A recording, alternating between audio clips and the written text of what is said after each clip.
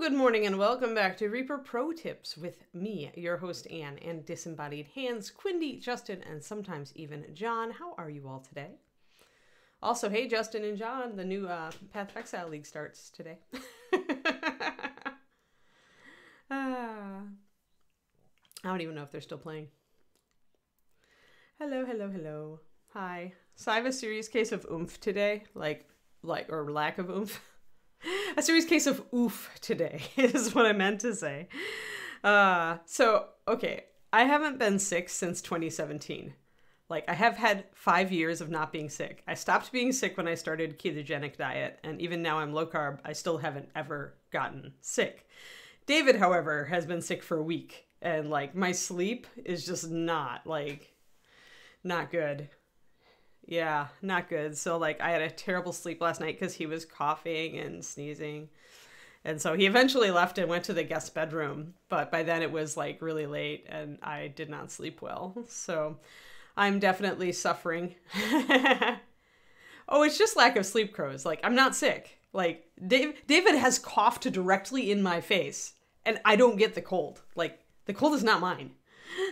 but the lack of sleep because of his cold is totally mine. And when I get hit with lack of sleep, it hits me like a truck. I already had some tea this morning. What it's time for is a power nap in Aura, or an extra hour of sleep. Not really, Nemedzik. Not really. I've gotten so used to it. I just don't catch it. People can be sick all around me. I don't get it. So, if I got a cold at this point, it would still be one cold in the past 5 years. I'd still feel like I was up. My friend, who is much more into the science behind ketogenic diets and low carb, says that her doctor thinks it's because it's a very anti-inflammatory diet. And when you, which is why I started it, because of my condition. So, essentially the theory is that since your body isn't fighting off all the low-grade inflammation from more inflammatory diet stuff, it has more energy to attack the things it's supposed to. I don't know if there's anything behind that or if it's just bullhooey, but she hasn't gotten sick either in 6 years since she was the one who got me into keto in the first place. All right. So I don't know. Yeah, it's still tea today. I did tea, but I mean, I do a tea blend in the morning that's half black and half green, and the green at least has lots of vitamin C, so it's all good. But yeah, no, I'm quite happy with my immune system, my beautiful, beautiful immune system. Yay! So let's mix up some skin. Let's mix up some skin and put some really warm light tones in it and see what we can do. I have a theory that I'm testing today, based on portraiture recipes, which often we tend to add white to build highlights, and sometimes if we're using a warm color, we'll add a little bit of yellow too. And lots of portrait artists do that for skin, but a lot of them I've noticed also add a tiny touch of red to that, so that the skin doesn't get too yellow. It gets warmer, but not too yellow. So I think I'm gonna try that with this one.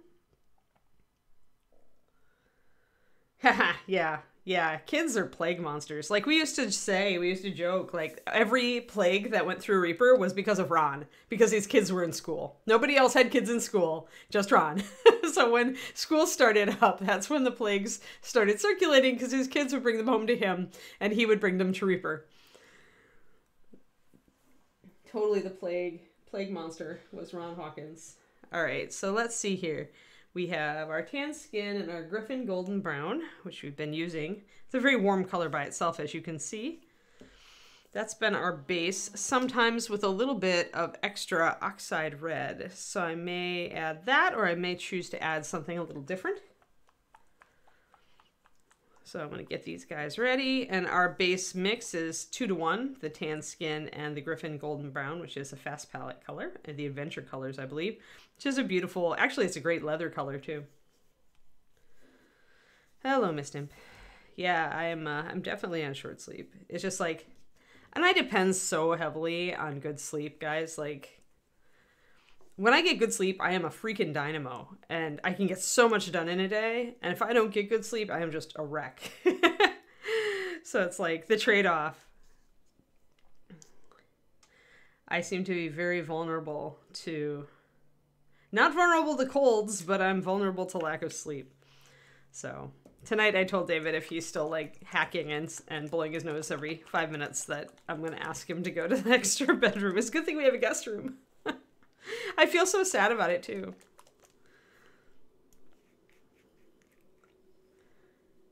Oh no, is Julie getting buffering? So is anybody in Texas says, how's the winter storm going? I saw that there was an article this morning on my financial news thing that I scroll through that Bitcoin farmers in Texas have stopped mining Bitcoin because it's so it requires so much power to do, have stopped mining Bitcoin in the hopes to help Texas's crappy power grid. I thought that was like, seriously?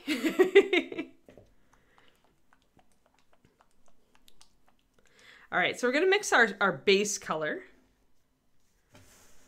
That's our base. Our base is the 2 drops of Griffin Golden Brown with 4 of Tan Skin, and I am going to add an extra drop of Oxide Red, which is kind of the alternate. I had 2 recipes for skin tone, and when I was doing the shadows, I definitely added a little extra red in it. So now we will go and warm that up, and then we're going to work with that master mix. So this is something that I guess I've been doing it instinctually for a long time, but when I started really looking at portraiture books then for skin tone help, then it kind of cemented it. A lot of times they will mix a base color and then they work everything else off of it. And so instead of using a triad, try to do that. Try to get yourself to try that out. Make a base skin color and then, add browns or cooler colors to build shadows and add white and yellow or off yellows to mix highlights. So there's our base, and that's pretty much in line with our base skin tone. Now I'm going to take some of that and plop it into the next thing. And I think I want, for a yellow, I'm not going to be using a straight up yellow. I'm going to be, I think, using polished leather. Oh no, it's not anything recent. That was years ago, Twisted Domo. We would always joke that Ron was the plague bringer because he was the only one with kids in school, and Reaper would be fine until Ron's kids went back to school, and then they would bring every plague home to him and he would bring it to Reaper. Nobody else had kids in school. Well, good, Hendrik, because they were talking like they weren't going to fix things within the last 11 months. And I was giving them the side eye going, really? Texas better get used to snowstorms, I think. Seems to be the way the weather is shifting. All right, so I'm going to add that. I'm going to add a drop of white, maybe 2 drops of white.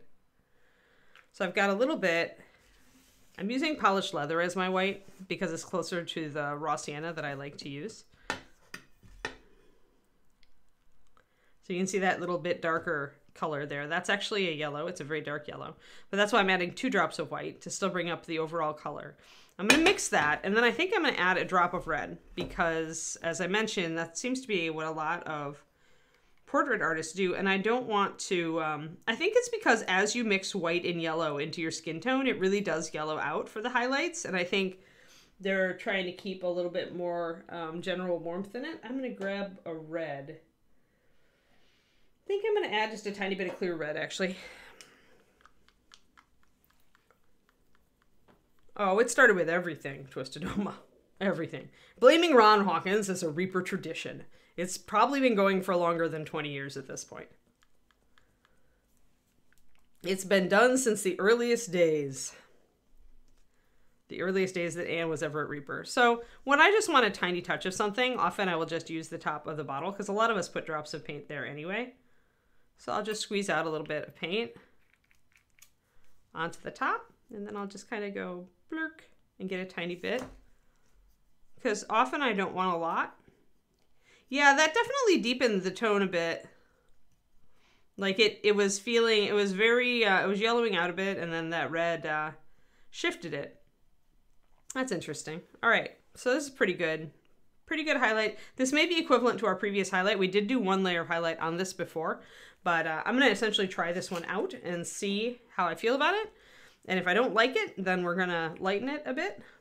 But I do need to add at least 2 drops of water because I added 2 drops of pure white to this. And I want it to blend, so I probably need to add even more water than that. When you're adding pure white, if you want to do layering, you need to add twice as much water as you did pure white. So I added 2 drops of pure white to make this mix, and I added just 4 drops of water there. Which is going to feel like you're painting with water, and that's kind of the way it should feel. This is why you have to unload your brush so much, because when you dip your brush into this watery paint, it's going to slurp up in your brush. You're going to have a ton of it on there, and that's why you have to unload. Otherwise, it will go everywhere. So control is optimal. We're going to unhat our bust. Unhat thee. There's our colors.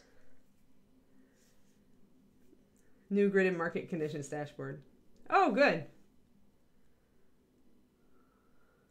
Hey, Bean Mitch, thank you for the resub. 21 months. Hey, lady. All right, so let's get this in focus. You guys saw my colors. We're going to try that. We're going to see if we needed it actually a little bit lighter because I did put a previous highlight on. So lots of water in that sucker. Let's get to the point where we can really get in focus. I feel like my comfort spot is around here today. All right, there we go. And then a little bit closer. There we are. Lovely, lovely. All right. Do I want to use tiny brush today, or do I want to use? I think I just want to use my my usual Da Vinci. It does everything. It's the everything brush. The everything brush. All right. I was thrilled. Speaking of warm and cold, I was thrilled to see that our temperatures are supposed to go up here a little bit next week, so I can maybe stop feeling cold at night. All right, so I'm going to just do a kind of a test. Just stippling real lightly. The highlight here I've got under the eye to kind of compare it with my previous highlight. Just to see if it gives things out a little bit more. Now remember, the more we suggest a lower lid on these eyes, the more old or like, you know, you can see that that lid is looking pretty prevalent now. I'm going to take some of the red off of that by adding in my base coat. If you highlight, even when you have a figure with the lower eyelid that is sculpted very strong, if you paint your skin tones over it and kind of minimize that, you can almost erase it, like using makeup.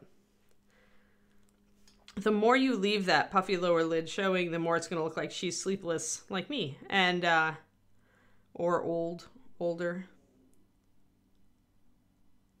So I'm going to bring this highlight up right under that. I'm going to help kind of minimize that. That's a little better. So we've got just a little suggestion of that, the red, the pink of the lower lid, which is good. And we've got a highlight up next to it, which is pretty strong, which is good. Yeah, I know. It's warmer here than in Dallas for sure, too, in Ara.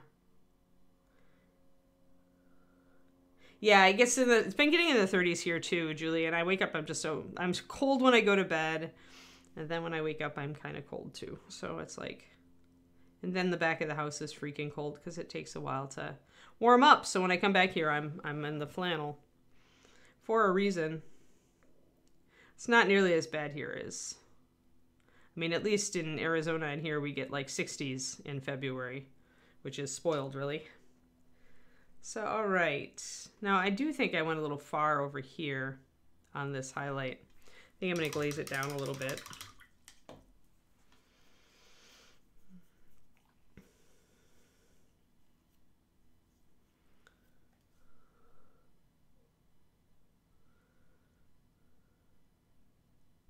Cool, Lady Kachara. Excellent. Glad to hear it. Glad to hear you're enjoying it. There's a lot of it, so yeah, hopefully you've got something for anything you're trying to do. I think I've decided what I'm going to do this month. Yeah, see, I'm losing it there. I'm gonna grab some, weirdly, I'm gonna grab some blue. Where's my blue? I want to cool that shadow off. I am going to grab blue and russet brown and build a shadow. And the blue I'm using is Void Blue, which is a pretty good color for cool shadows. Mixing cool shadows. Where is my... so many colors wandering around. Russet brown, there we go. So I'm going to mix a cold tone. I used russet brown as a shadow on this skin. Oh no, too much fluid. So when you see that, your paint has not mixed. You have not shaken it enough. Do not do this.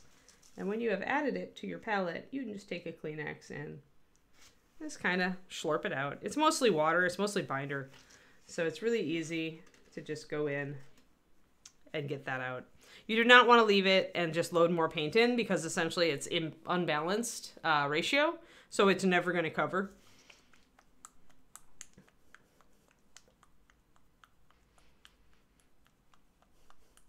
Winter is my least favorite season. It's why I moved away from Wisconsin. Well, that and I was allergic to the whole state. So I still had a little bit of water there. When you go to squeeze it out after you've seen that, keep an eye on it. And if you still see a little bit of transparency, wipe that off on your, in my case I'm using a Kleenex, but you can wipe it off on a paper towel.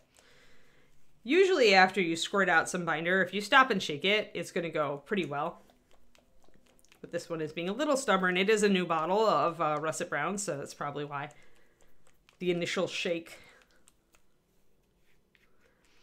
I'm definitely not a fan of winter. I hate being cold. I love 90 degrees, but I hate being cold.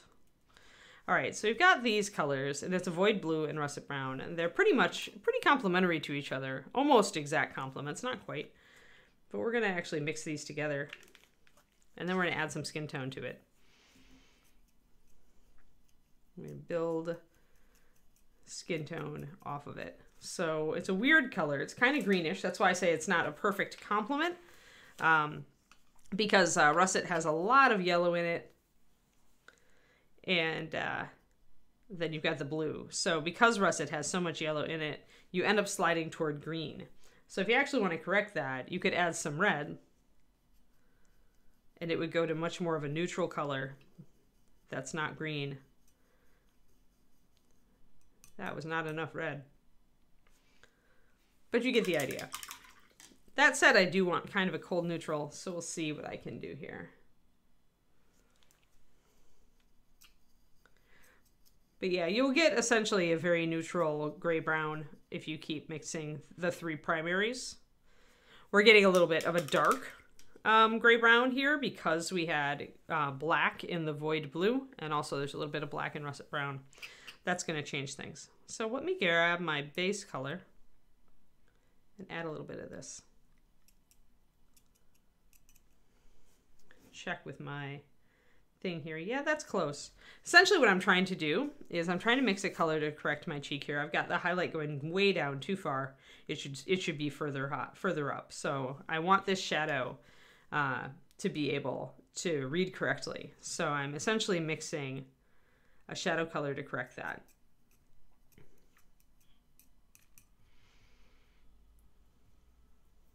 And I'm able to do that by just taking my starting base color and mixing in a little bit of this neutral that I mixed. Originally, I was using Russet Brown to mix a lot of those shadows, and then I did add in a little bit of blue because I wanted to really cool it down. So that's what I'm doing here is I'm just pre-mixing my russet. And you can see now that it's more of a neutral gray since I added the red. This is a way you get Payne's Gray, by the way. Payne's Gray is a mix of the three primaries plus black usually. Unless you're getting the cheap version, in which case it's just blue and black these days. But in the original Payne's Gray. Big Apple, because I've been studying a lot more realistic portraiture and realistic highlights and shadows. Shadows are cooler, and many portrait artists will essentially use, what you're doing is you're mixing the complementary color in to cool down and mute out your main color. Because you want your shadows to be cool. The problem with Russet Brown is it's very warm. It's very, very warm. So, I mean, the traditional way to shade in miniature painting is just to use a darker version of the color that you're working with.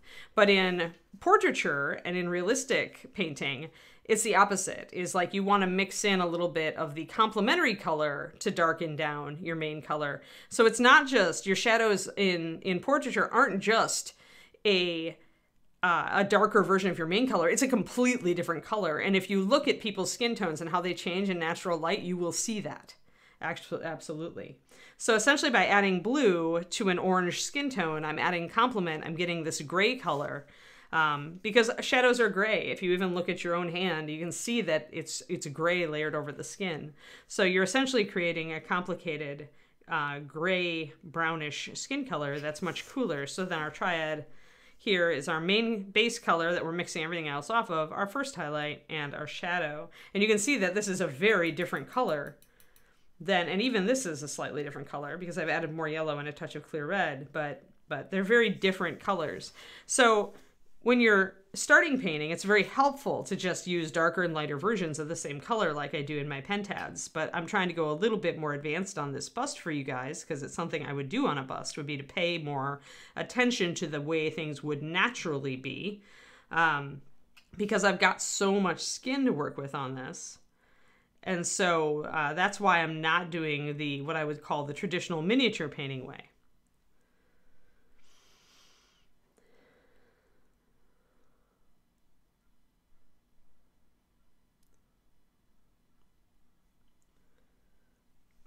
Yeah, so it's up to you how you want to paint. And plenty of people, when you see painters like Michael Proctor, speaking of Proctor, and others using complementary colors in their shadows, like adding in like purples or blues to a yellow or an orange, or greens to a red, that's what they're doing, is they're actually emulating the way that shadows are naturally built, that you can always get a better neutral by adding in a complementary color than by adding in black or gray when you want to gray out a skin tone or anything else, actually. And it's just kind of part of how our eyes see optics. So there I've used that shadow color. Notice that it has matched pretty perfectly, actually. Just bringing this a little bit in. But yeah, one of my goals, I started this at the end of last year, but one of my goals was to start mixing more realistic shadow colors this year. And depending less on the more traditional way of painting in miniatures, which is just to use a darker version of your initial color. So that's why I wanted to do this bust here, even though it's not.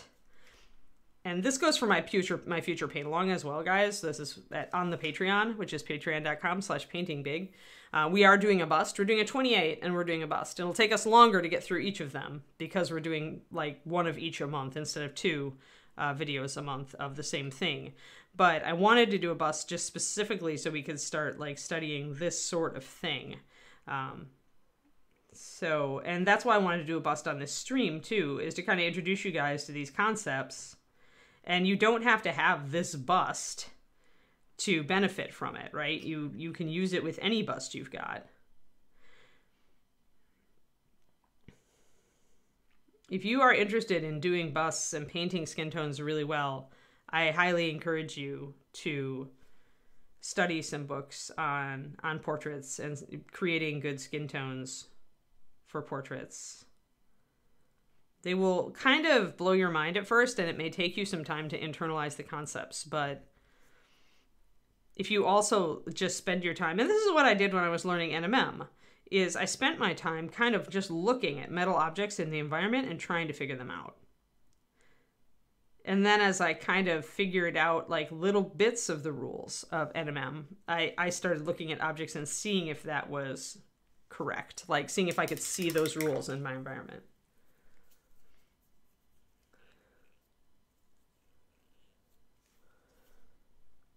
Thanks for the link to my Patreon, Quindy.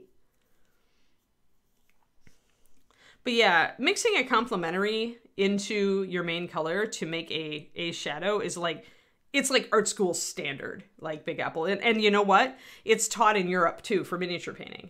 Like, because those guys are very into like a traditional artist's take on painting, on miniatures, that's something that isn't counterintuitive to them. A lot of them understand that and they utilize it. Even if they use it in an exaggerated manner, they still understand it. Whereas we, coming more from the gaming side here in North America, it's not, we don't talk about art concepts like that. Like not right away, right? Not until you start taking advanced classes and start thinking about things like that. But in reality, and especially when you're doing a big model like a bust, less of a factor in 28. Like I usually don't do this in 28, and you'll probably have noticed that. And it's just because you don't need to. It's such a small area. Really, you just need different values. You can use this sort of thing in 28, but it's like you're just cramming so much into a tiny surface. There's less to do. Like there's less area to cover. And so I tend to feel that putting this amount of work into my shadows on a 28 are kind of wasted. But you can still do it with very good effect on larger areas. Like I've definitely used greens to shade reds for capes and stuff and cloth to get a cool effect. Yeah, that's why we're doing a bust. Like if I wasn't going to do this stuff, if I wasn't going to talk, you know, high level, I wouldn't have done this bust. Like that's really my purpose in being here. By the way, I'm having to go over and over to kind of blend in this area. I'm using the tiniest little touches of paint too. Tiniest little touches of very thin paint. Because I'm definitely getting a demarcation line, and so now I need to work with that.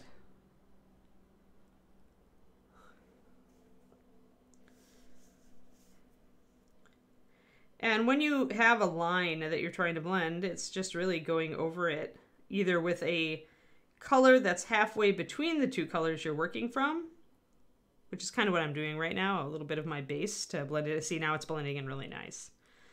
And it's just work. It's just like, and for me, it's not really work because it's fun. I mean, I enjoy doing smooth blending, so it's kind of where I get my groove. But yeah, so you blend until you get a much smoother gradation.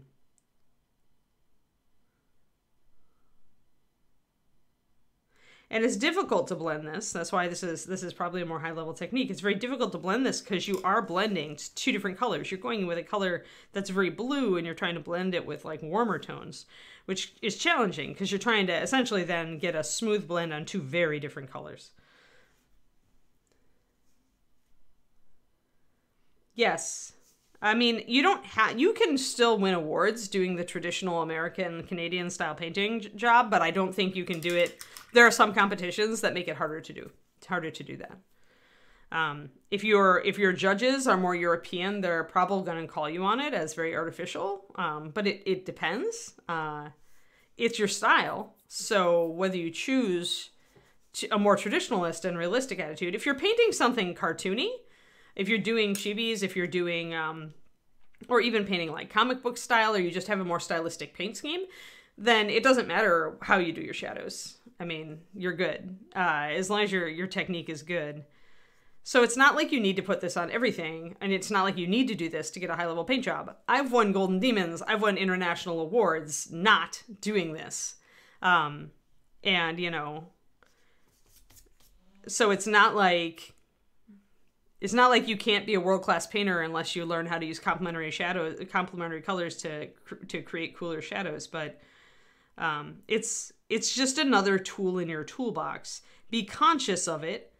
Someday maybe mess around with it. If you like the effect, mess around with it more. It's the same thing as anything else.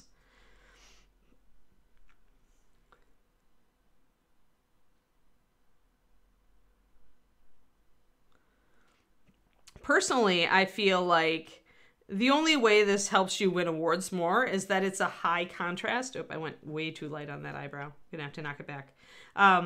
This is a very high contrast paint job or paint style because you're using like bluish shadows. So it tends to accentuate the highlights because there's color contrast going on, not just light contrast. When you paint in the traditional 28mm style that we have here in America and Canada, you essentially get contrast through lights and darks, and that's your primary way of creating contrast. But when you paint using blues or greens or purples in your shadows, then you're creating, on skin specifically, then you're creating a cool, warm contrast. You're essentially punching that up. Any darker color is going to be more cold, but you're punching it up even more by adding an element of blue to it. So I think that high contrast painting is really more key in like competition models looking so good, no matter how they do it. There is no right in our, there is no doing it right.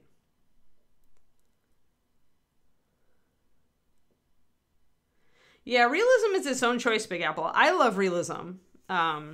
I tend to find that it enhances my models, at least my enjoyment of my models, to go more realistic. But that said, when you've got a sculpt, and this is definitely a more cartoony sculpt than, you know, she kind of looks like a Pixar movie character. Actually, I was thinking about that this morning looking at her on screen. She very much has that kind of cartoon character look to her, even though she's a bust, as opposed to like some of the very, very realistically sculpted busts, right? And you can find a whole gamut of that. Like if you look at your more anime busts and big figures, you're going to get that more animated character, you know, look to it, but you still paint it realistically. So it's you know, it's up to you how you wanna roll. Patreon.com/paintingbig. It's all one word. Tinix. So if you go there, there is some free stuff. So you can kind of look at some of the free videos are much older. I have a much better setup now, but yeah, there. Quindy's got a link for you. Thanks for looking. But yeah, there's some fun stuff and a little bit of free stuff there. There's a handout, Tinix. Probably the most useful thing on there is a handout that goes with a free video on Reaper's YouTube. If you use Master Series Paint, it's called Thinning Master Series Paint, and it essentially gives good ratios to thin the Master Series colors. For a starter, it's a good PDF if you're just starting to work with MSP, because this paint is much thinner.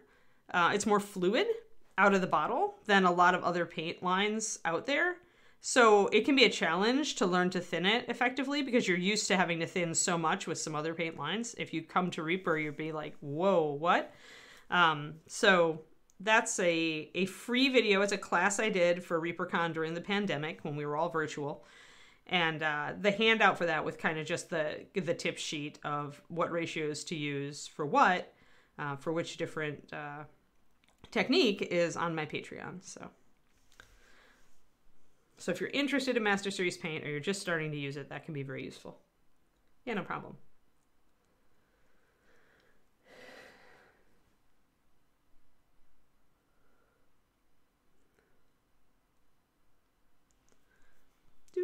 All right, so this, I think I've highlighted, my previous highlight was pretty close to this. Now, I do need to hit her chest though, I think. So I'm gonna grab this highlight and I'm gonna see if I can bring her chest up just a little, and then I need to not forget the ear. I always forget ears.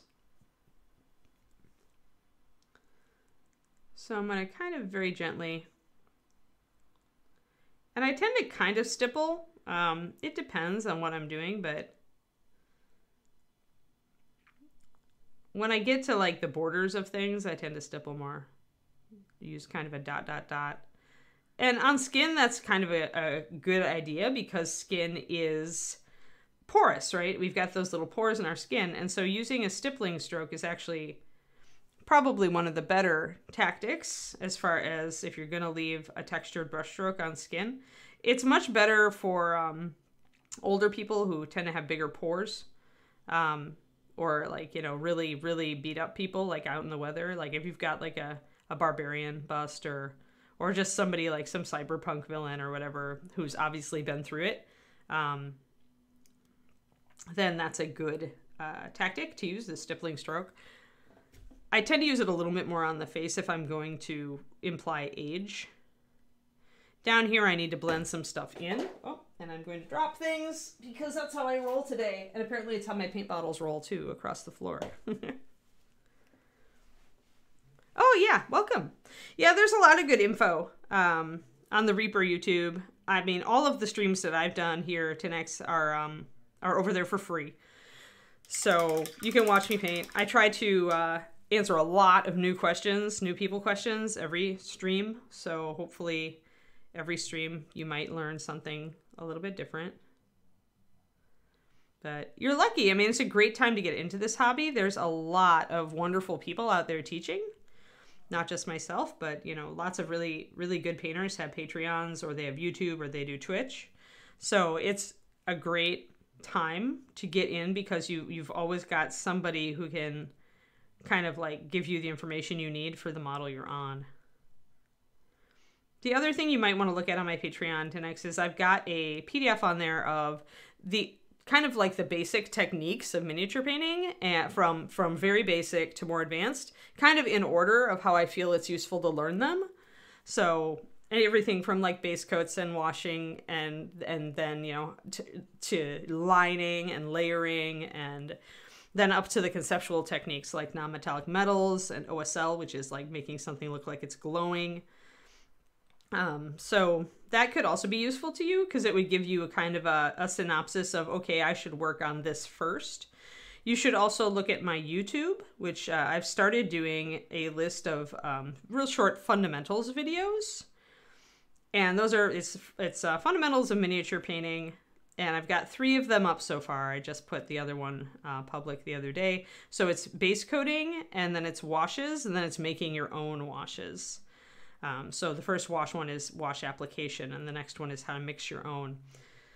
And those are free, and they're short, and everybody should really learn how to do a smooth base coat, I think. It's more complicated than you'd think, but it's still only like a 7-minute video, so it's easy. And that's my, if you go to YouTube and you, there you go. Quindy's got the link there.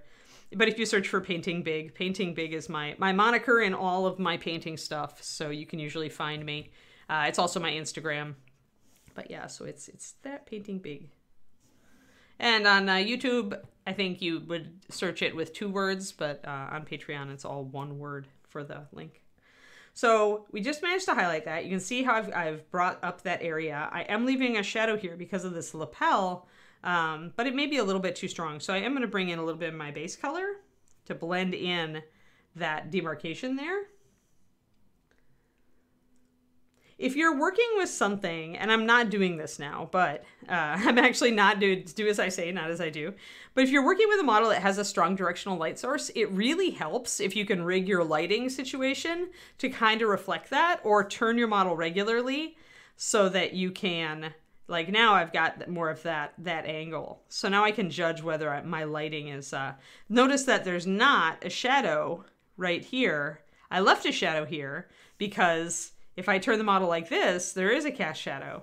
But if I turn it more in line with where my light is coming from, there actually isn't. So that means I need to wipe out that shadow.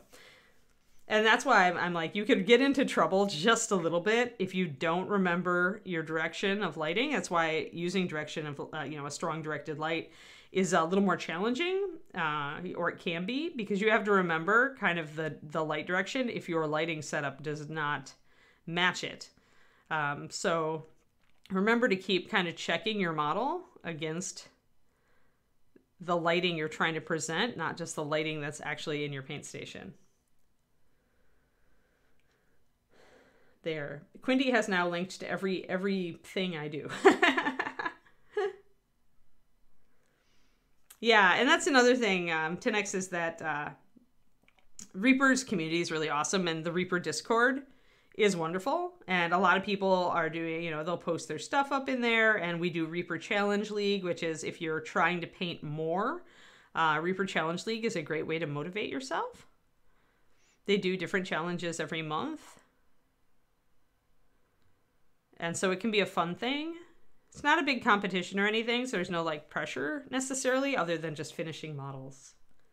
Give you more things to link. But yeah, I think Reaper Challenge League is one of the best things that the best ideas that Reaper has had forever. I don't know who's responsible for that original idea, whether it was John or Justin or Ed or who, but great idea. Because it's so much fun to just engage with the community and do fun things. So, and miniature painting community in general is wonderful. But if you're looking for a supportive community, like a community that's really going to just cheer you on, Reaper is that community, I feel. There are probably better communities for hardcore critique, but a lot of people, when they're getting into the hobby, they don't want that. They're just trying to learn it. They don't need somebody to rip apart their work. That's when you get to my level. Then you want somebody to rip apart your work so you can get better. But I don't feel most people need that right away. So, all right, I am working it. So now I have to make sure to turn my model, make sure that I've managed to get that shadow out of there, and I have for the most part. This is all reading really well. Now I need to get the ear, and then we'll do another layer of highlight. It was too easy. Come on, give me a challenge. I guess I could make you look up like a video from the dawn of time or something, Quindy, if you really want. Well, if 10x was like, you know, oh, I want to learn how to paint a Sphinx, I could make you like look up Sphinx videos, you know, stuff like that. So yes, if you have any questions at all, 10x, just ask. We regularly go off topic here, as far as off topic being the bust painting. I'm happy to answer any questions you have.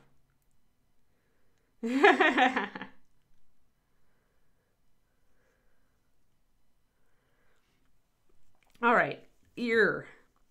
And actually, we need to remember the ears are covered, aren't they? But not terribly. So there is still light falling there. And that's where the priming job, the zenith priming that I did here with the black to white fade, helps out. Because the rim of her ear right here did have some white on it. And usually you want to catch the lower rim as well. So there isn't much highlighting to do on the ear, but you want to remember to... but you want to remember to just check it. Sphinx, yeah. The Sphinx is a good video if you're looking at painting monsters that have fur and feathers. This is Sphinxy. We painted her a while ago. So we did all sorts of cool stuff on her. And we did very, very, very pretty wings. So when you're ready for wings. Now this is the more advanced wing part. We did much more quick and dirty wings on Spirit Beast a long time ago. But wings are a pain. That's what you should take away from this. Wings are a pain. Alrighty. Getting this ear highlight, and then we're gonna mix our next highlight. We're gonna do the same thing. We're gonna add in a yellow, a touch of red, and a lot of white. So just a little bit of a highlight here on the ear. And down here on the lower rim, but there is a kind of a pinkish highlight. You know, the earlobes tend to be pink, and so I don't want to wipe that out. I want to make sure I leave some of that rosy color.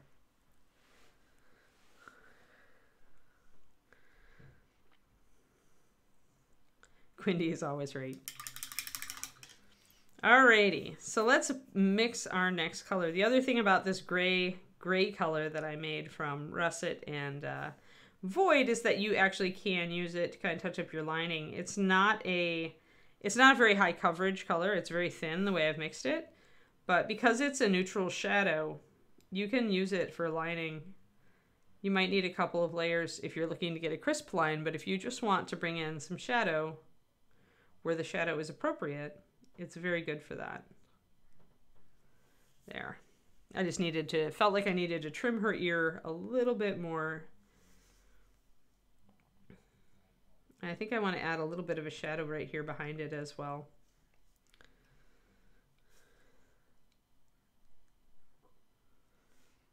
So just blocking in a little bit of that shadow there, even though my primer says that I shouldn't have that there. I am within my rights artistically to put an artificial shadow. Also remember Zenith Prime. Quindy. Remember Zenith priming is never perfect, and you can feel free to tweak it. If you tweak it in too outlandish fashion, then it will no longer make sense visually, so you'll know you've gone too far. So all right, let's mix a new highlight for the skin.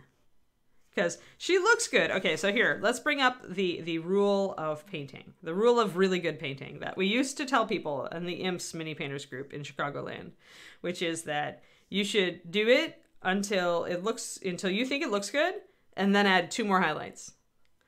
So right now, we think it looks pretty good. I think it looks pretty good. I could stop here, but I also could do 2 more highlights.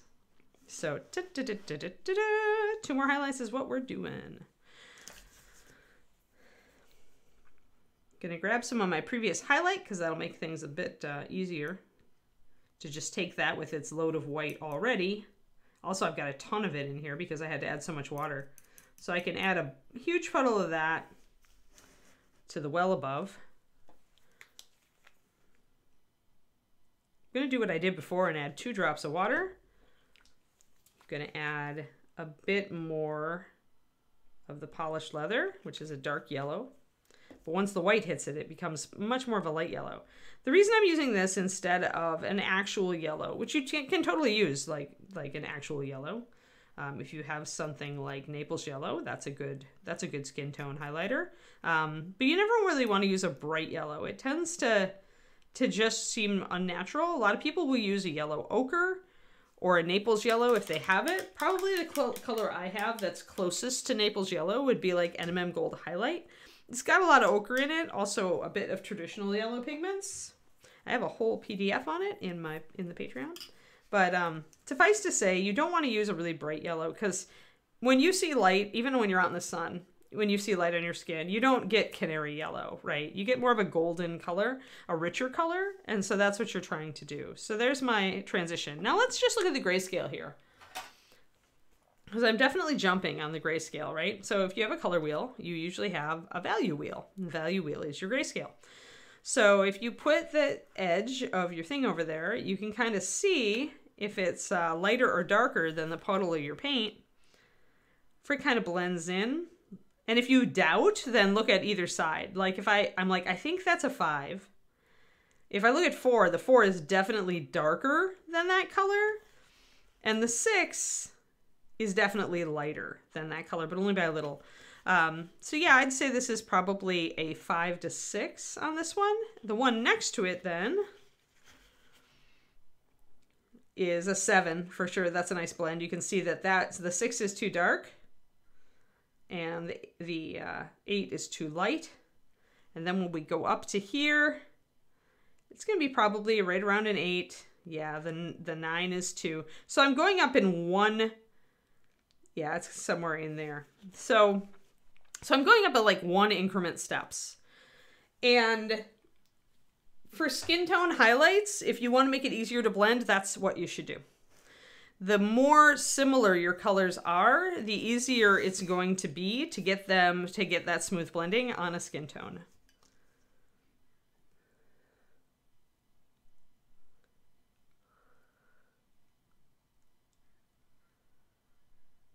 If they still have like cold and ice on the roads, I suspect that you are without Reaper programming for the evening, but I could be wrong.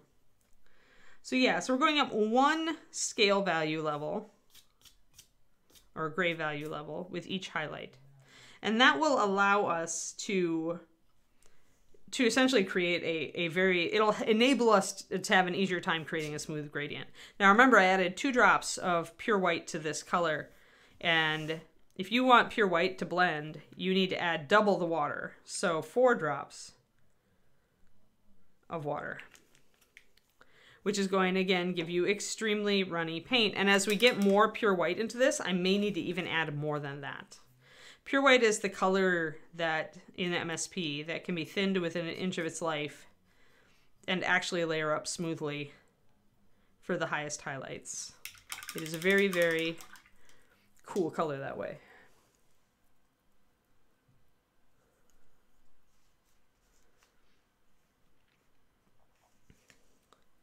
Yeah, every once in a while, there's a company out there that just goes for the weird, right? With miniatures. Very oddball. Just somebody who has interesting ideas, who just wants to see their ideas be reality. All right, so I'm going to get very little paint on my brush. I've gotten most of it off. As you get lighter and lighter, you need to be more and more cautious with the amount of paint on your brush as well. You're going to get more and more opaque. Now this went very yellow because I didn't put the red in it. So you can see that that's a very yellow color. So we'll see really how that goes. If I go up 1 more level, I'm going to drop the yellow out and just put the white in. Because I don't want to end up with a really yellow top light source. And as you add more highlights, you are going to be making them smaller. So I'm going to let that set, and if I can still see those brush strokes when it dries, then I know that I need a little more water.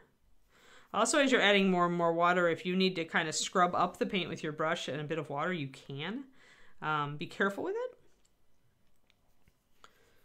But you can do it, because at this point we have so much water in this mix that the adhesion of the paint is somewhat... It takes a bit longer to set, like it's a bit fragile out the gate. So once it's really, sets, it's good. But if you need to correct right at the beginning, you can. I think I need one more drop of water. And if you ever feel like, by the way, this is Master Series, the magical power of Master Series. I have loaded so much water into this, it is not separating. Neither is that. And that's what Master Series is good at. Any other paint, you throw this much water at it, it is going to be separating like the dickens.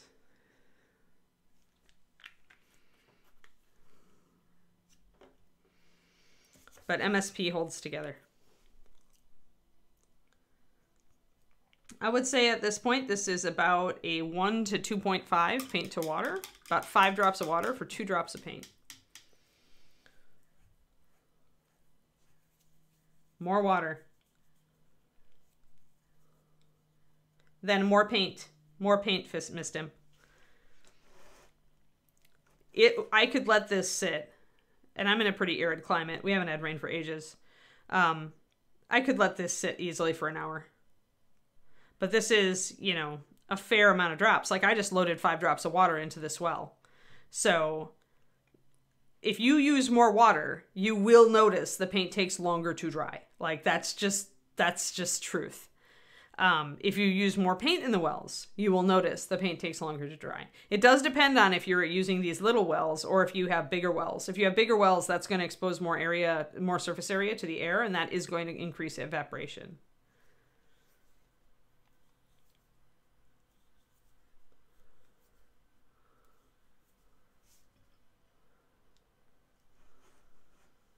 Oh, yeah.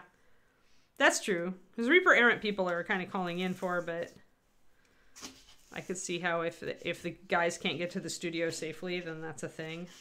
Justin especially, guys, remember, has a very long drive. He's quite far from Reaper, even on a good day. So it would be probably very hazardous for Justin to get in. All right. Now we are going to grab this highlight. Now that I've thinned it a little more, we're going to see 30 minutes. Okay, so you're just really dry. You may consider getting a humidifier for your room. Or, because if you are, I don't know, like, it's weird that you're getting that. It could be temperature. Remember, my room is very cold in the morning, and that is definitely going to impact drying time. The colder it is, then the slower the paint's going to dry. But, I mean, 30 minutes is still 30 minutes. Just remind yourself to, like, add a drop of water. Like, set your alarm on your phone at 25 and add a drop of water. You should be okay. It's just, like, kind of learning when to look at your paint and to kind of say, oh, I see that drying around the edges like my shadow color is right now. So I'm just going to add a quick drop of color to it. It's something you never have to worry about with a wet palette. So when you're first doing the transition, it can feel like a pain. But you do get used to it. Like, you do, like, acclimate and go, okay, how's my shadow color doing? Okay, great. Then we're good. Let's go. But yeah, so everybody's, like, conditions are a bit different, right? So, all right, I'm going to load up this brush again and unload it. And I want to get... I probably don't want any more highlight on this side of the cheek. Because remember, the only light coming through here is coming right across the bridge of the nose to strike this cheek here. So I don't want to go as bright here as for the side of her face that is in light. And this brow up here also, I probably don't want to go lighter up there because of the hat. You definitely have some fall over there. You do get some light, but notice you don't get as much light. So let's turn her so that we can see, like, the light the way it really falls. And you can still see that the brow should be a little darker because it's under the brim here than this area should. And you can definitely see that this area here, see the value on these two? This is very similar to this as far as the amount of light that these two areas are getting. And then this side of the face and the chest is getting a lot more light. Can you see it? So that's your test to kind of look at and then paint what you see. I don't have any humidity level back here. I'm in a pretty dry house. There's no like water source in my room. I'm pretty arid. And things have been very dry for the last month here in California, or almost a month. Yeah.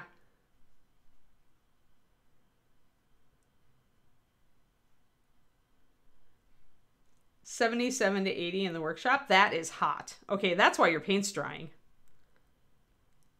Like, my temperature in here in the morning is like 65. There's a reason I'm wearing this. So like, that's the difference, Miss Tim, is that you're just in a much warmer workshop than I am. So that's why you're getting more evaporation. So yeah, I would just set a phone timer. Set a phone timer for like 20 minutes. Just kind of check. See if you've got a tackiness around the outside of your puddles. If there's a little bit of tackiness, push your paint tip in it and see. Then add 1 drop of water. You should be good. Hello, Max. Yeah, she's coming along. She's coming along. We're doing the final skin highlights. I was just showing how we should have a lot. We should keep the highlight at their current level for this and not take it up with our extra highlights. But our extra highlights should come up with the rest of with the chest and stuff. Again, I'm always kind of looking. The nose is questionable. Like I can kind of watch the nose a little bit, but I think I can still keep up the light coming on this side and be in line. I think we're good. This side of the bow of the mouth might stay a little darker because it is a little bit in shadow, whereas this side of the mouth is lighter for sure. Oh my gosh, I would hate that. Thanks, crows. Yeah, we did the eyes a while ago. I wanted to offset the typical David critique of, why didn't you paint her eyes? Okay, so our previous highlight was kind of like a rounded area here. So we want to put another highlight on. We want to make that smaller.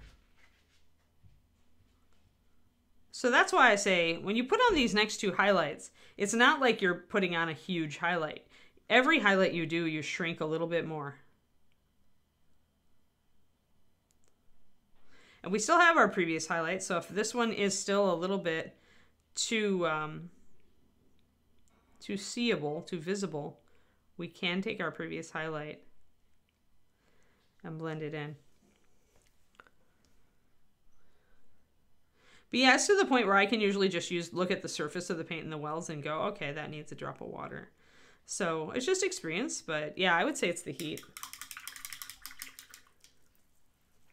Yeah, that makes sense. So then you might want to turn off your resin printer or not be doing that when you're planning a paint. Plan your resin printer maybe earlier in the day and paint at a different type of day if you feel like, or just like I said, just get used to adding a drop of water every 20 minutes. It's got to be a balance. Although from what you just said, I think we're not going to be able to get a resin printer because the only place we have for it is in the garage. And if there are temperature fails potential, then it won't work for us because the garage, it'll work for us in the summer, I guess. But we won't be able to print anything in the winter because it'll be too cold out there. So use your base color and your previous highlight to glaze and blend over your latest highlight to make sure that it blends in. Because the more white you use, the harder it is. So that's why when I work on skin tones, I usually work on them until the face is done or close to it. Like once I get to the point where I'm using mid and highlights and mostly not shadows, because then I can have all of my paints mixed and open. And that means whenever I get a little bit too garish here, like if I see brush strokes, I can grab some of this and wipe them out right away. So I'm constantly organically working back and forth.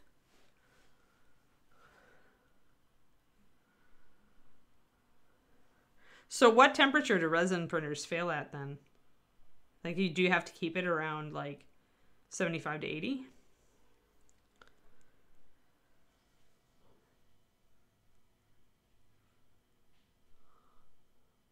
I'm curious now. So I'm just bringing up my highlights a little bit on this side.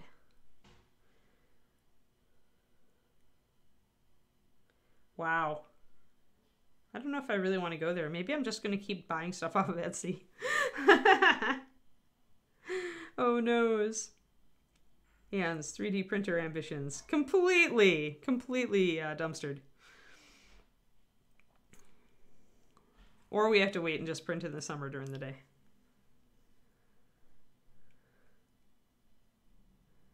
Ah. Okay. Yeah, so maybe it's a different resin. MCP. Thanks for that. Thanks for that answer.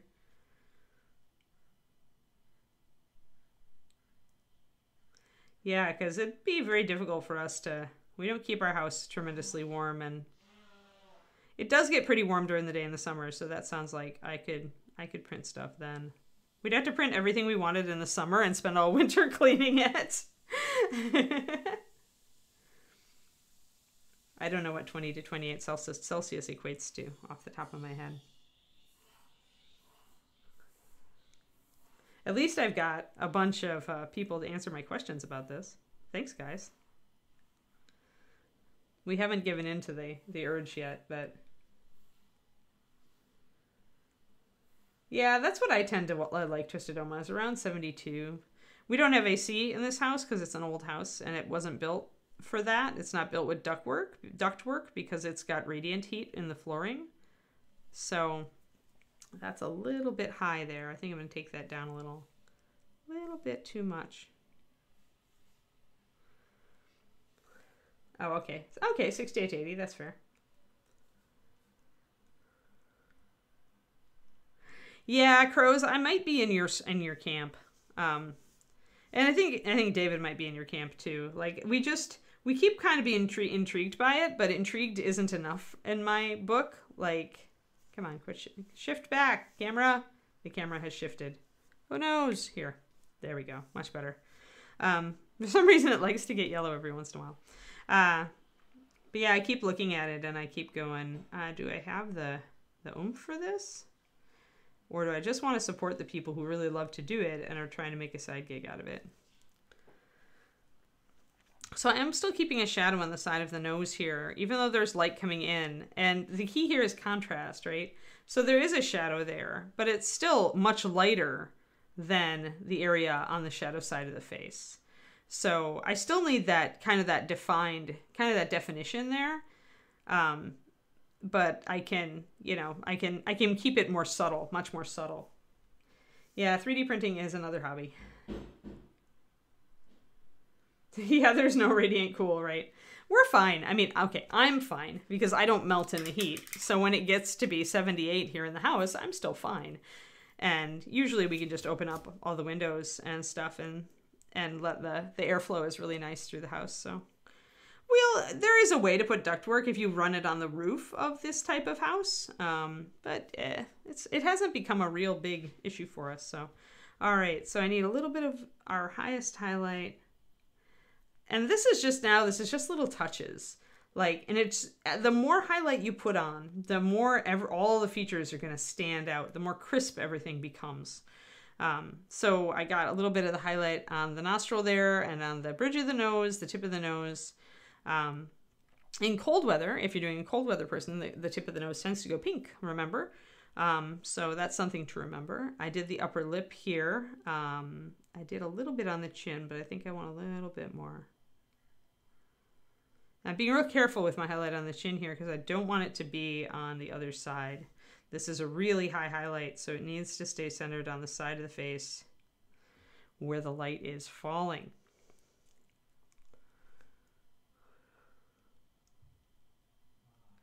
And all this is real delicate work. It's just little touches. Like, and some people we get frustrated with it, and it's nothing you have to do. It's my style, so I'm just kind of showing you guys like how I do it. But this is actually the part of painting I enjoy the most. I enjoy like really getting down into the highlights. I enjoy really doing these little touches that make a huge difference in the final product. I really love the challenge of doing smooth blending with acrylics.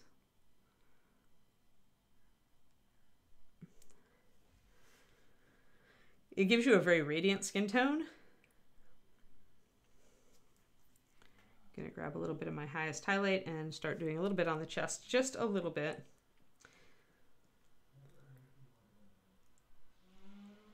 You are actually, D. Clearman, that's the best argument against me taking it on, is that 3D printing is another hobby. And I have 3 worlds already. I don't need another world. I'll just, like, my biggest problem is just finding a reliable 3D printer that is printing at a very high resolution and not printing at, like, something that leaves a bunch of lines that I have to deal with. And sometimes I have good luck, and sometimes I don't have good luck.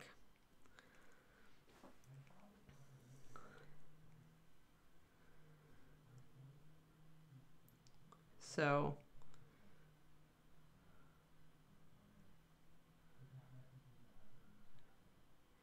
but I probably should just like start asking you guys like what is, you know, really good seamless resolution, and then just start asking the 3D printer people, what resolution do you print at? And if it's too high, then it's a no.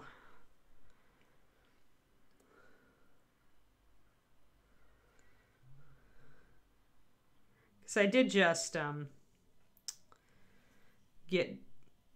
see, that's a little bit too much. See those little dots? Yeah. Need to bring in my previous highlight, fuzz those out. I did finally deal with one of my previous prints that was really had too many print lines on it by hitting it with some clear sealer. Gloss medium. And that it did the trick. It's just a pain in the butt to have to do that.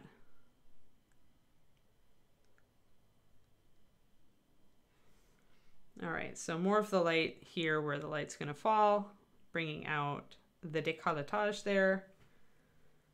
I don't know. I've disqualified myself from a lot of the awards with the MSP Open. I would like to actually paint like something mouseling this year. I would like a mouseling trophy. I wouldn't DQ myself for a mouseling trophy, but I don't know. I don't have any real inspiration for that right now, so no idea. But I tend to just do display. Like I can't do anything other than win gold because I'm a medalist. So essentially if I enter, I get gold or nothing. If I finish this to a level where I feel it's a gold entry, then sure. That's the downside of being an MSP medalist, is that yeah, it's gold or nothing. So bring your A game or don't enter.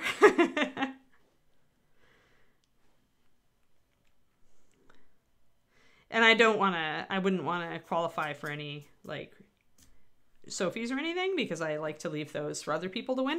Although I haven't ever won one. We used to have the rule where as an MSP medalist you couldn't win Sophies, but I think we might have altered that to if you've never won one before, then you can qualify. I don't remember what the rule is.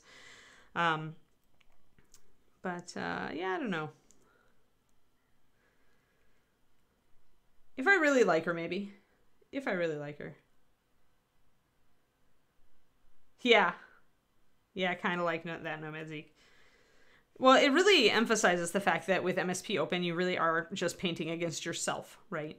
So it's really just an enticement for high-level painters to bring their best game, to not slack it.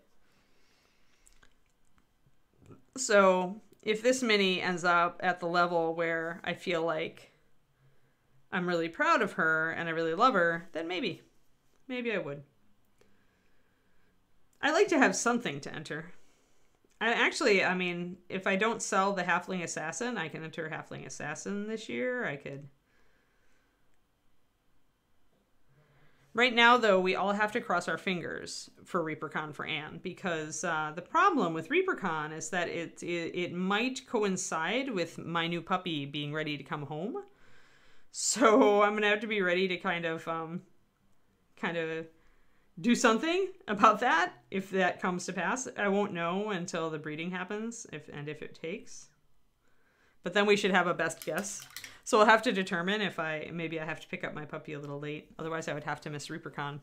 Although the problem there, it's also that I'm committed to do the puppy evaluation. So I might have to fly to North Dakota, then fly to Reaper, then fly back to North Dakota, and drive my puppy home. It could get messy. It could get messy. Let's just say that. So I may not be at ReaperCon for all of the days this year. I'm not certain.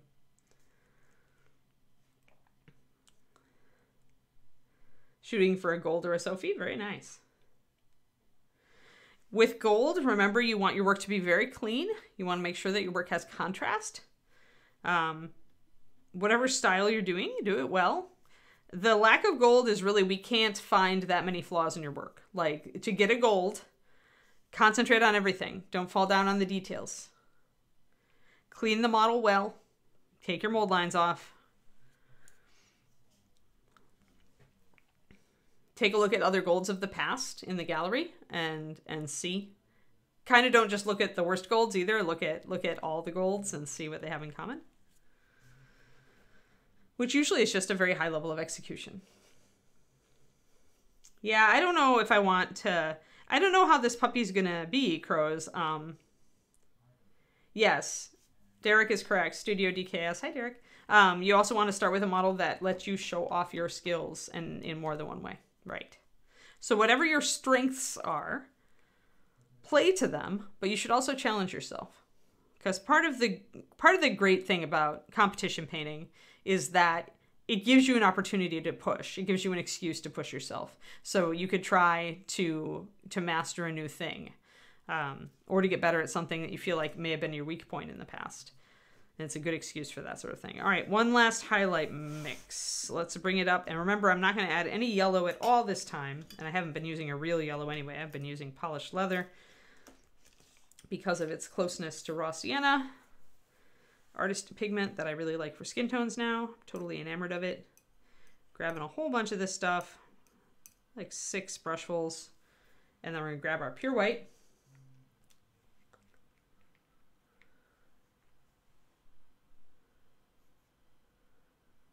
Right, that's what I don't want twisted on. When I said I don't know how the puppy is like, I'm not going to traumatize my puppy by taking it to a huge con out the gate before it even trusts me. Like, I think that that's just... No. I think that that's just a stupid thing to do, to start your puppy off by exposing it to that much crazy. Unless it's like a bomb, like really, really solid puppy. And even then, it doesn't know me, right? It's not... I haven't built a bond with it at that point. So I think bringing a new puppy to ReaperCon is just a dumb move, frankly. I don't think I'll be doing it.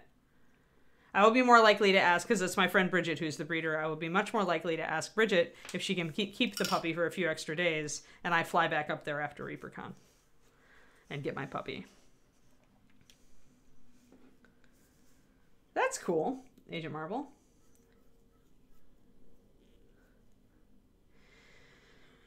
Yeah, I need to commit to ReaperCon at least for the room. All right, so I've now mixed an even lighter color. This is probably a value 9. Yeah, because a value 8 is too dark, and a value 9 and a value 10 is too light. So again, we're going up one step on the grayscale at a time between all these colors. So it's our complete circle plus our shadow. So here's our pentad. Now this illustrates very, very well how everything is different colors when you start using portraiture rules instead of North American mini painting rules as far as your highlights and shadows. So we have a very different color for our shadow. Let's get our big black base in here and see if we can see. Yeah, we can see it a little bit better. A very different color from our shadow, a very different color for our midtone, and then our highlights are steadily changing all these different colors.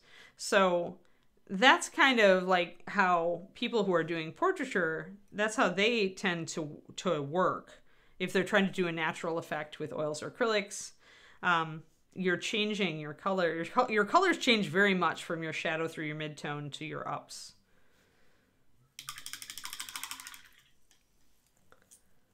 So that's a really good, this just looking at how different these colors are, and yet all of these colors together give you that.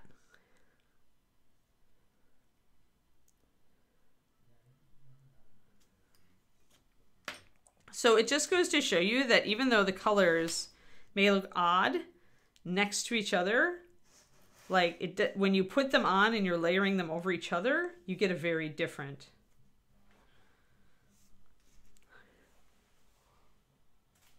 They're all very different colors.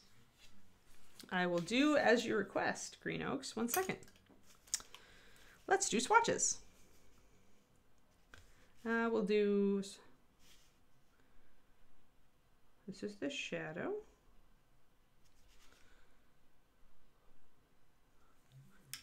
Let me get my mid-tone on here.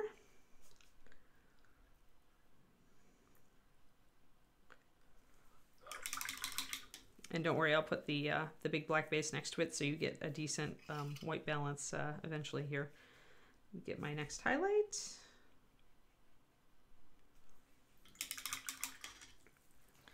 Then the next highlight.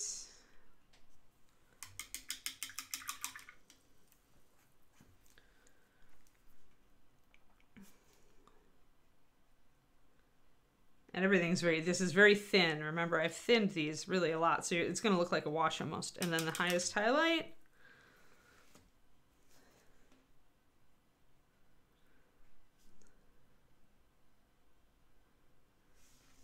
So when you look at it this way, you can very much see, hold on, let's get this. I wonder if I can zoom out and get it. All right, there. Much better. So when you look at it this way, you can very much see that these are completely different colors. The harmonizing values between these two colors, the bridging values, are these. And this is our core. Remember, in every single one of these colors, there is a little bit of our base color, which is the tan skin and Griffin Golden Brown with a touch of red oxide. So as you go up, you get lighter and you get more golden, but you definitely don't want to keep going up with yellow when you hit your highest highlight. You want to be pretty much going up with white at that point because you have enough yellow in it. You don't want it to totally blow out. So this equals this. Let's see, too much white. Haha, too much white in frame. There we go, much better. So there we go. There, now you can see it all.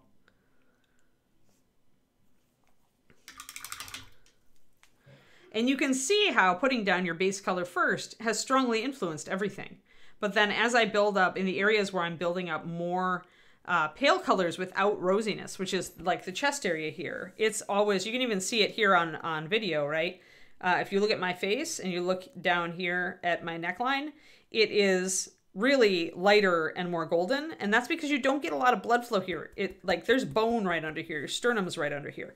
And anywhere you've got a lot of bone, your forehead's also another one, you get less rosiness and more golden with, as far as your skin tone, more pale, because you get that yellowish white bone color that's really close to the surface. So that's why here you really see that. You don't see it on her forehead because she's got the bandana on and she's also got the hat on, so you don't get the opportunity to see it up there. Her skin here is going to look more flushed because we get rosiness on our cheeks and around our noses, right, where the blood flow through the middle of our faces. But then when we slide down and we hit this bone area again, that's when you get the light, the golden color. So that's this transition here that you're pulling from, and you've got your colder shadow that has blue in it. And actually, let's put a little bit of that up here so you can see the actual shadow that I mixed into the base tone. And let's actually pull that out a little bit into thinner color so you can see what it really looks like. And it's really just a gray.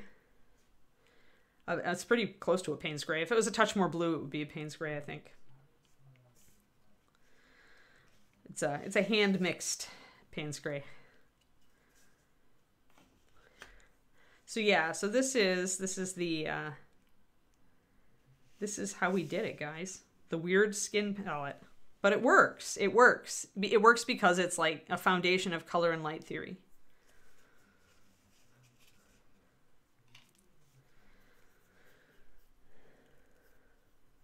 Yeah, we did the West End when we went to Gen Con too.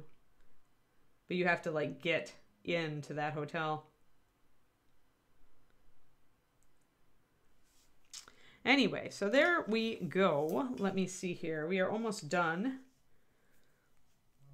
I think I've gotten a little bit there. I need to blend a little bit. Now I'm just going to kind of look at where can my blending be better. Where do I maybe need a little bit more highlight?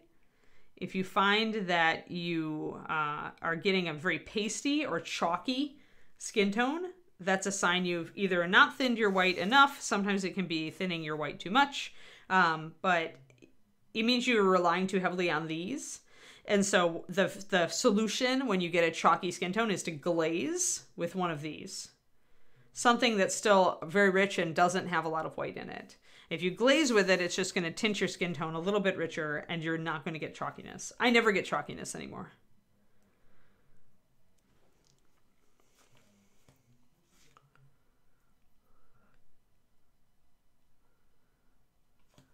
Like it's just something I don't see. Yeah, and that's it, right? That's what you want on a bust, is you want that very alive look. You want a very convincing skin tone. You don't want anything to look very artificial. I mean, and keep in mind here, we are using a skin tone out of a bottle as a big part of our foundation skin tone, right? So when people like Jennifer used to say, Haley, that, you know, skin tones out of a bottle weren't skin tones, like they weren't the best skin tones, and that was definitely the case. I set out to actually kind of prove her wrong when I created colors like tan skin.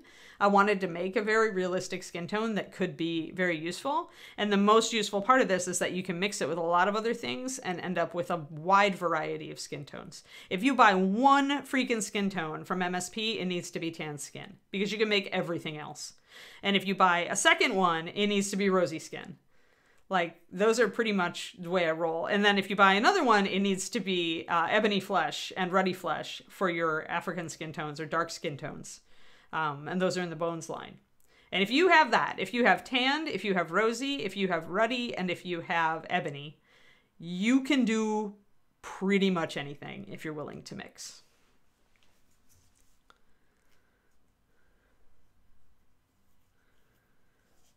Skin tones take a while to master. This is nothing that I've done overnight. My skin tones used to look much more flat. I started really studying people like Darren Hahn, who does super hyper photorealistic faces. If you look him up on Facebook, your mind will be blown. Mine was. And he actually, seeing his stuff actually inspired me to start trying more. It's kind of how I kind of deconstructed a little bit of his color palette, and that's how I stumbled onto the raw sienna as a main component of skin coloration. And then when I've got my portraiture books and read through those explained a lot to me. I still am not great at like doing things like Asian skin tones and like different really, really fair pink skin tones like with blonde hair. Those are very challenging. It's a very different color palette. But this is, I'm on the road now. And you get on the road when you start asking questions and you start really looking closely at what's being done.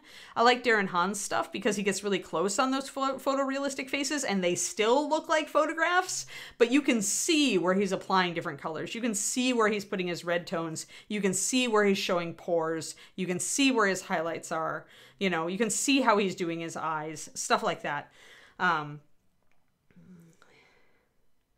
Ruddy is really good for that when you want the dark skin tone that's more of a golden shift. Like the one that when you look at people with dark skin outside in the light and it just goes, the highlights go really golden. That's what I was aiming for with Ruddy Flesh. And you can shade it with ebony. You can absolutely shade it with ebony because ebony has a lot of blue in it. Ebony is meant to be that dark skin that has almost a bluish cast, that does have a bluish cast in the shadows. So yeah, those are, I think I might be prouder of those two skin tones, those dark skin tones, than I have been of anything for a very long time in Master Series. I missed a shadow up here. It's not great. Want to just kind of blend this in a little. Now it's troubleshooting. Like when I've got a good foundation, then I'm just like, all right, where are the flaws, and let me make them perfect. This is my fun. This is my happy place, people. Doing all these tiny little touches and tiny micro blends and little micro glazes, and just trying to make this like really, really smooth. So yes, I'm gonna be I'll be streaming something new tomorrow, guys, I think, because David's present is done, so and it got given to him, so that means it's a new mini. It's either a Noli or it's a new mini. Maybe I'll work on my Grandmaster piece. I've wanted to do defer on him for a while now, and it just keeps getting interrupted. So maybe we'll work that. So yeah, my my Twitch is right there. Quindy just linked it. Twitch.tv/paintingbig. I do a Saturday stream at 3:30 USA Central Time.